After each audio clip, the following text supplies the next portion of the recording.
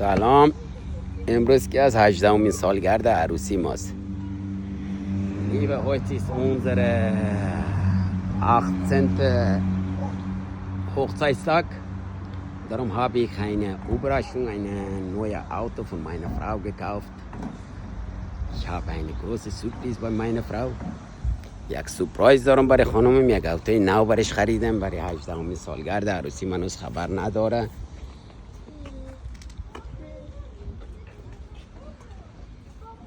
خوب اینی قشنگ خانم عزیز، اینا برات خریدم. یا خب باران زده یک ذره گلی شده.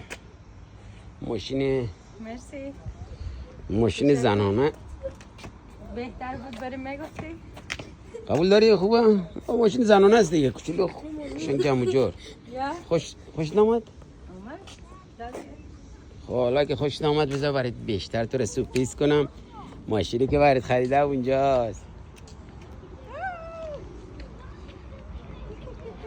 شوخی کردم، این ماشینه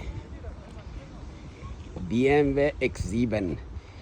BMW X7 7 Sitzung.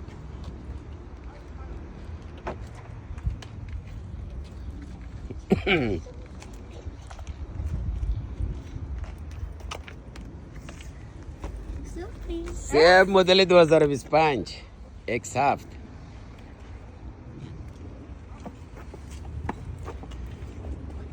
بفرمایید عزیزم، اینم کلید خدمت شما. مرسی. 190,000 euro. 190,000 فرانک، 190,000 یورو. در فرانک میشه 187,000 فرانک. Machst du offen? Danke.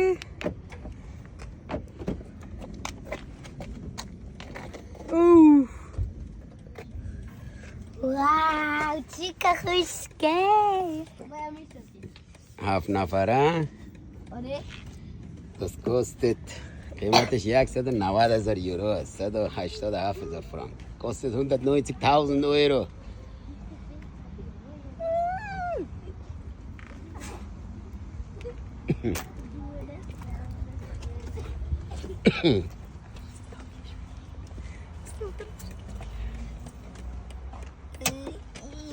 کلی چیزش برگیه alles.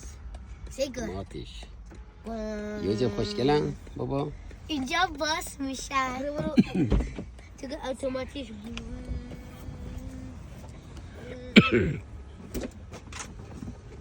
اینا